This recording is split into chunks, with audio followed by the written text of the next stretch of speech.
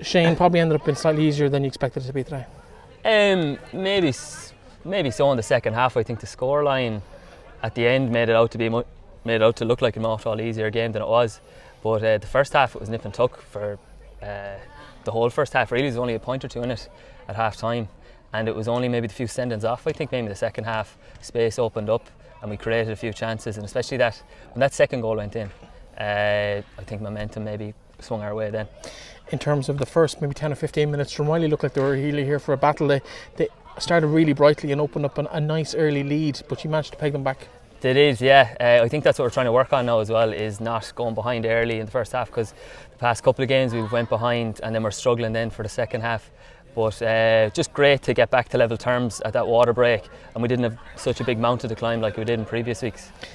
It seemed like they didn't really know what to do with your forward line. If they marked James, you would run riot. If they put men on you, James would kick over a couple of scores. You just seemed to have to cut them open at will, particularly in that second half. A bit more space there with the 12 men on the pitch. Oh, without a doubt, yeah. It was really telling now in the second half. But I think as a forward line we're starting to click a bit more as well. Probably just struggling to find a bit of rhythm in previous games. But it's a short championship and we didn't have much of a chance to get working with each other, but I think it's slowly starting to click, so hopefully it'll continue now for next week, and we can go from there. Quarter-final spot now secure. You've got Mohill in 2 weeks' time. What's your thoughts on the draw and how it's worked out for you? Look, we're not going to be too bothered by who we get. It's 15 against 15.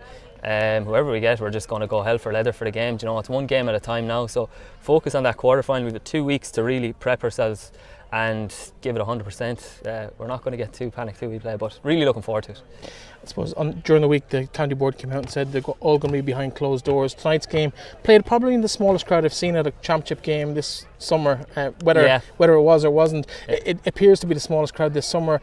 Do you think interest is going to build in Drumshanbo? Are you happy with the decision yourself? No, really disappointed with the decision, because as I was saying to you earlier, especially the fact there's no county scene, people are crying out for these local club games, and it's really such a pity, especially as your knockout stages, things are getting more competitive and obviously more interesting. It's a pity people have to miss out on it, because it creates, especially in these times, that bit of entertainment around the town and that feel-good factor when things are going well. So I think, really disappointed that they did make that decision, really, to be honest. Well, listen, that's for another day, I suppose, another discussion maybe later in the week. But thank you very much for having a chat with us, and well done today. Yeah, thanks yourself, Breffney.